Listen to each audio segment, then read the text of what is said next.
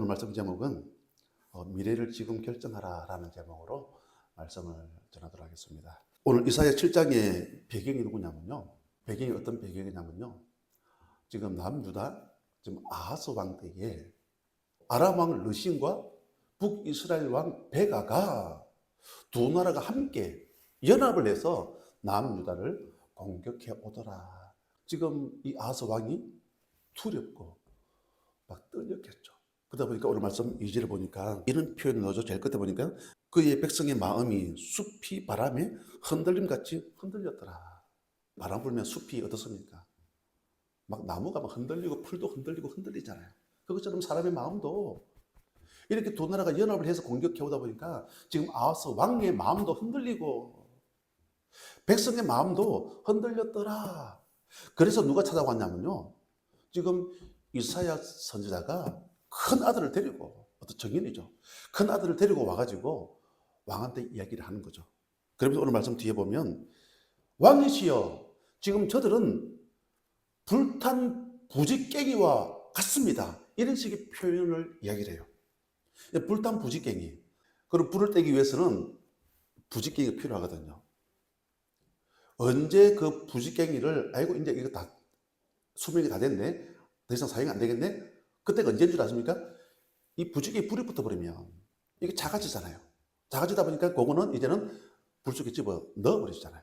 또 새로운 부지깽이를 탄탄한 놈을 준비해가지고 또 오랜 동안 사용하다 보면 이게 또 이제 또 그런 일이 벌어지겠죠. 그래서 지금 이 이사야가 와가지고 지금 아하스 왕에게 지금 두 나라가 쳐들어왔지만 저들은 부지깽이와 같습니다. 그래서 절대로 낙심하지 마십시오. 흔들리시면 안 됩니다. 그런데 아하스 왕이 사람이다 보니까 하나님께서 보내신 선지자 그런 말씀을 함에도 불구하고 무슨 임플란트도 아니고 또 흔들. 그리고 오늘 이 말씀의 배경에는 이사야가 두 번째 와가지고 오늘 징조의 말씀을 이야기를 하시더라. 우리 14절 말씀, 그러므로 주께서 친히 징조를 너희에게 주실 것이라. 우리 같이 볼까요? 보라, 처녀가 잉태하여 아들을 낳을 것이요 그의 이름을 임마누엘이라 하리라. 아멘.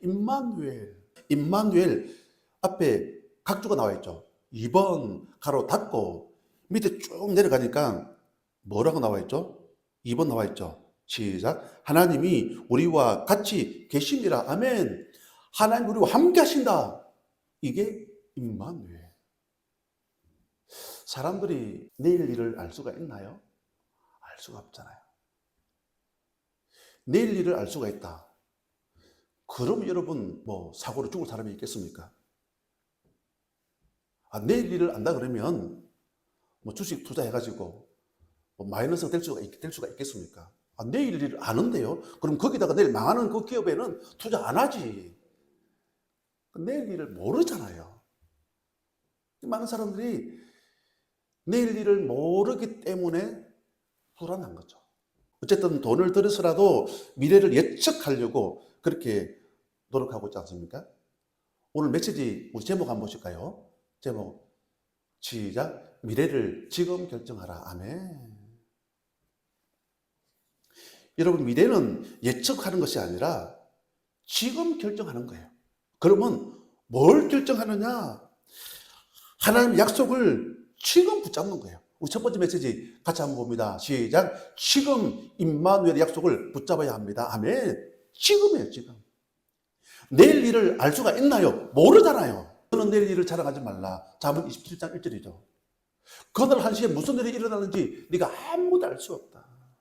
내일 일을 모르거든요. 모르기 때문에 우리가 해야 될 게 뭐냐면요. 지금 미래를 결정하는 거죠.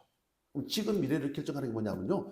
지금 이 하나님께서 약속하신 거, 임마누엘, 이 약속을 붙들면 하나님이 우리 인생의 모든 내일을, 우리 미래의 삶을 하나님께서 인도해 가신다. 그런 말씀이죠. 오늘 이 아하스 왕 입장에서 보면 아람 왕 르신과 북이스라엘 왕 베가가 연합을 해서 쳐들어왔다 그러지 않습니까? 이럴 때에 그럼 상황을 묵상해버리면요, 낙심하잖아요. 두려울 때 환경을 묵상해버리면 여러분 좌절하거든요. 그래서 우리에게 필요한 게 뭐냐면 모든 상황을 패스시켜버리라, 그 말씀이죠. 패스가 뭡니까? 아무것도 아니야. 이거 그냥 지나가는 거야. 왜냐하면 임마누엘, 하나님 함께 하신다. 어떠한 경우에도 하나님은 나와 함께 하신다. 이 약속의 말씀. 성경에 많은 모델들이 있지만 그 대표적인 사람이 누구냐면요, 요셉이에요. 요셉은 모든 상황을 패스. 나중에 그의 믿음의 고백을 보면 알 수가 있습니다. 요셉이 17살에 꿈을 꿉니다.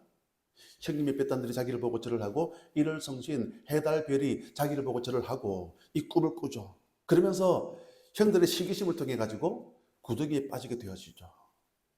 그러면서 보디발의 집에 애굽으로 노예로 팔려갑니다. 그 아버지 야곱 집에서 얼마나 귀하게 자란 아들입니까? 그런데 구덩이에 빠지고요, 노예로 팔려가고요, 나중에 아시는 것처럼 감옥에도 들어가고. 그러면 우리 마음에는 그런 게 있을 것 같아요. 또 나중에 요셉이 애굽의 총리가 되어지지 않습니까? 그러면 자기 힘이 있잖아요. 나를 그렇게 힘들게 했던, 어렵게 했던 그 형들, 르우벤, 레위, 시므온, 유다, 다 내 앞에 무릎 꿇리리라. 내가 절대로 용서하지 않으리라. 만약 그렇게 했다 그러면 모든 상황을 패스를 시키지를 못했겠죠. 어떤 상황이 벌어질 때마다 이걸 막 마음에 막 계속 다 담고 있었다 그 말 아니겠습니까? 그런데 창세기 45장 5절을 보면 요셉이 형님들과 대면하게 되어집니다. 형들이 보고 기겁할 일이죠. 자기들이 했던 짓이 있지 않습니까? 그런데 요셉이 창세기 45장 5절에 뭐라고 하냐면요, 당신들이 나를 이곳에 팔았다고 해서 근심하지 마소서. 하나님께서 만인의 생명을 구원하시기 위해서 형님들 앞서 나를 이곳에 보내셨나이다. 거기에 형들에 대한 어떤 서운함들이 있나요? 없잖아요. 구덩이에 빠질 때도 하나님 이유가 있을 거야. 패스. 문제 아니야. 노예로 팔려가도 하나님 이유가 있을 거야. 패스. 감옥에 들어가도 패스. 모든 상황을 패스시켜버리니까 결국은 승리하게 되어지더라. 또 오늘 여기서 중요한 핵심적인 단어, 임마누엘. 아까 말씀드렸잖아요. 각주에 보니까 하나님 우리와 함께 하신다.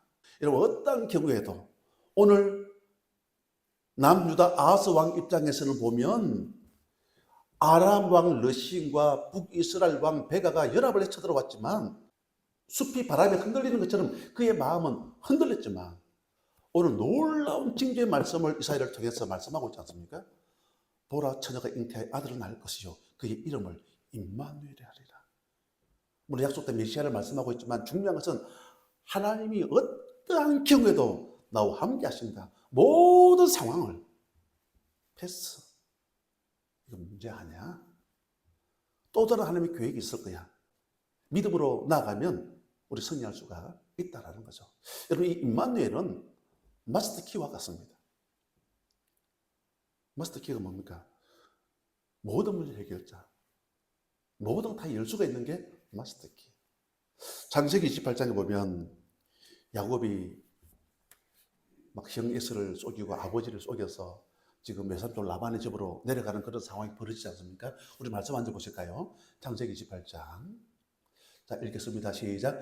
내가 너와 함께 있어 네가 어디로 가든지 너를 지키며 너를 이끌어 이 땅으로 돌아오게 할지라. 내가 내게 허락한 것을 다 이루기까지 너를 떠나지 아니하리라 하신지라. 아멘. 다 이루기까지 너를 떠나지 아니한다. 무슨 말입니까? 임마누엘. 지금 야곱 입장에서 두려웠겠죠. 아버지의 눈을 피해서 지금 바단 아람으로 내려가는 그 과정 도중에 내일 일을 알 수가 없지 않습니까? 그 두려운 마음이 안 들겠습니까? 우리 끝은 알죠. 야곱이 거부가 되어지고 자기를 죽이려고 따로 쫓아오던 에스가 야복 강가에서 기도를 통해서 그의 마음이 변화가 되어지고 나중에 보면 끌어안지 않습니까? 화해가 이루어지고 극적인 화해가 이루어지는 이런 놀라운 축복. 이게 가능했던 그 이유가 뭐냐면요, 내가 너와 함께 하겠다. 이 약속된 말씀이 그대로 이루어지더라. 그런 말씀이죠. 사무엘상 17장 다윗 스토리죠. 우리 같이 한번 보실까요?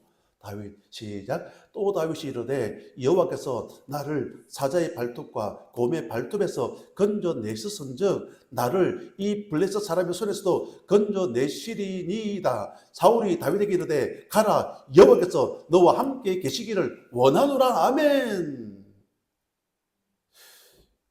여러분, 블레셋의 골리앗입니다. 키가 뭐 거의 2m 90에 가까울 정도로 얼마나 큽니까? 완전 모자. 다윗은 이제 우리가 말하는 중딩, 이제 뭐 중학교 한 1, 2학년 정도 되잖아요. 완전 어린 소년입니다. 나가면 저기 보니까 사자의 발톱과 곰의 발톱에서도 막 건져내셨은즉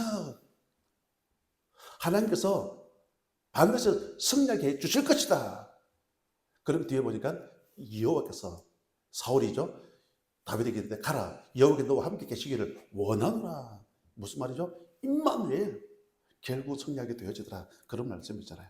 오늘 우리에게 어떤 일들을 통해서 절망적이고 두려운 일이 있을 수가 있습니다.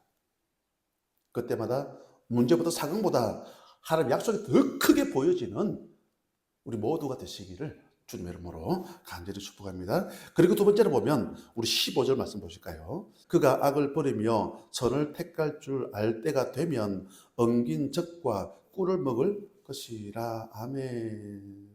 두 번째 메시지가 뭐냐면요, 우리 같이 한번 보실까요? 지금 믿음을 붙잡아야 합니다. 첫 번째 메시지는 지금 임마누엘의 약속을 붙들면 내일 미래 알 수가 없지만 그 약속을 붙들면 지켜주신다, 그 말씀이잖아요. 어떠한 경우에도 하나님이 함께 하신다. 그게 첫 번째라면, 두 번째는 뭐냐면요, 지금 믿음을 붙들어야 된다, 그 말씀이잖아요. 지금 약속을 붙잡으면 하나님 약속은 반드시 이루어지잖아요. 머지않아서 그 약속이 이루어진다, 그 말씀이죠. 오늘 15절을 보니까 이 9절의 어떤 내용의 해석이 필요한데요. 여기 보니까 그가 악을 버리며 선을 택할 줄 알 때가 되면, 악을 버리며 선을 택할 줄 알 때가 되면, 여러분 이때가 언제일까요? 요즘 뭐 어릴 때는 모르잖아요. 그죠? 이제 3살, 4살 되는 애가 뭐 잘 알겠습니까? 그지만 알 때가 되면 제가 볼 때는 그냥 뭐 유치원, 적어도 한 7살, 뭐 초등학교 들어가는 8살, 그쯤 되어지면 이걸 알잖아요. 그럼 몇 년입니까? 뭐 7년 아니면 8년. 맞죠? 7년 아니면 8년. 그리고 그 뒤에 보니까 엉긴 젖과 꿀을 먹을 것이라. 엉긴 젖과 꿀을 먹을 것이라. 우리 아기가 태어나가지고 처음에는 보통 이제 모유를 먹잖아요. 모유를 먹다가 또 아니면 뭐 우유를 먹다가 이제 조금 시간이 지나면 또 이유식도 하게 되어지고 또 뭐 돌 지나고 한 2살쯤 되어지면요, 밥도 먹을걸요. 아마 밥도, 일반적인 밥도 뭐 부모님들 드시는, 물론 반찬 메뉴는 다르겠지만 밥도 먹고 그렇게 하지 않습니까? 마치 그것처럼 어릴 때는 모유를 먹고 젖을 먹고 그렇게 자라지만 시간이 조금 지나면 여기 보니까 엉긴 젖과 꿀을 먹을 것이라. 적어도 돌은 지났다, 그 말씀이잖아요. 자, 조금 위에 그가 악을 버리며 선을 택할 줄 알 때, 이때는 뭐 7살, 8살, 그 적어도 7, 8년. 밑에는 보니까 엉긴 젖과 꿀을 먹을 것이라, 적어도 3년. 무슨 말이냐면요, 3년에서 8년, 아니 더 길게 10년 안에 지금 이 믿음을 붙잡으면 하나님께 일하신다는 거죠. 그 일이 뭐냐면요, 지금 누가 쳐들어왔습니까? 아람 왕 러시아입니다. 북이스라엘 왕 베가입니다. 자, 그런데 지금 믿음을 붙잡으니까 하나님이 어떻게 일하셨느냐? 제가 성경 구절을 읽어드리겠습니다. 성경의 역사입니다. 열왕기하 16장 9절에 보니까 아수르 왕이 또 러시아를 죽였더라. 죽어버린 거예요, 그냥. 열왕기하 17장 1절에 보니까 유다의 왕 아하스 제 12년에 이스라엘의 왕 베가가 죽었다, 그 말씀이죠. 그러니까 15절의 약속의 말씀을 지금 붙잡으면 이런 놀라운 응답들을 경험할 수가 있다는 거죠. 이 말씀 우리에게 적용하면 지금 믿음을 붙잡으면 나를 힘들게 하는 그 모든 어떤 것이든지 간에 그 모든 요소가 머지않아서 하나님 살아 계시지 않습니까? 하나님 약속은 반드시 이루어지거든요. 이루어지기 때문에 지금 믿음을 붙잡으면 반드시 나의 등 뒤에서 하나님께서 일하신다. 그러니까 지금 믿음을 붙잡는 게 중요하다, 그런 말씀이죠. 오늘 20절부터 보면 어떤 경고의 메시지를 하고 있거든요. 그날에는 주께서 하수 저쪽에서 세내어 온 삭도 곧 아수르 왕으로 네 백성의 머리털과 발털을 미실 것이요 수염도 깎으시리라. 이게 무슨 말이냐면요, 한마디로 전쟁에서 패한 패잔병들, 여러분 성자가 있고 패자가 있지 않습니까? 패잔병들은요, 여러분 죽이기도 하지 않습니까? 죽이기 전에 어떤 수치심을 느끼게 하거든요. 그게 뭐냐면요, 삭도, 그 머리를 밀어버리고요, 막 수염도 밀어버리고요, 발에도 털을 밀어버리고, 그러니까 수치심을 느끼게 하는 거죠. 그런데 지금 믿음을 붙잡으면 수치심이 아니라 수치심에서 지금 현재 우리가 수치심을 겪는 그런 일들을 경험한다 할지라도 임마누엘의 축복을 경험하고 지금 믿음을 붙들면 수치심에서 존귀한 자로 하나님께서 세워주신다. 이 약속의 말씀 붙잡을 수 있는 우리 모두가 되어졌으면 좋겠습니다. 그리고 그 뒤에 보면 우리 21절 말씀이죠. 이거 보니까 잘 보세요. 그날에는 사람이 한 어린 암소와 두 양을 기르리니, 여기 한 사람이 한 어린 암소와 두 양, 세 마리죠, 세 마리. 22절입니다. 그것들이 내는 젖이 뭐였다고요? 많음으로. 암소 한 마리하고 양 두 마리를 통해서 젖이 많았다. 이 말은 뭐냐면요, 먹을 사람이 없다라는 거예요. 먹을 사람이 없으니까, 인구가 너무 작으니까, 먹을 사람이 없으니까 이게 많이 남은 거예요. 여러분, 이건 저주예요. 맞잖아요. 저주예요. 자, 그런데 지금 믿음을 붙잡으면 저주가 뭐로 바뀐다고요? 축복으로. 또 다른 말로 하면 우리는 교회이기 때문에 흩어지면서 또 새로운 영혼들을 막 주께로 막 보내주시는, 막 영혼들이 막 주께로 몰려오는 이런 놀라운 축복이 날 줄로 믿습니다. 오늘 말씀의 결론입니다. 이 올 가정의 달을 통해서 우리 인생 가운데 어떤 두려움과 또 이런 힘들고 어려운 일들이 있을 수도 있습니다. 어떤 게 낙심하지 마시고, 첫 번째는 임마누엘, 이게 지금 약속의 말씀을 붙잡으시고요. 그리고 지금 이 믿음을 붙잡아서 하나님 하신 일들을 날마다 체험할 수 있는, 그러면서 날마다 간증이 넘쳐날 수 있는 우리 모두가 되시기를 주님의 이름으로 간절히 축복합니다.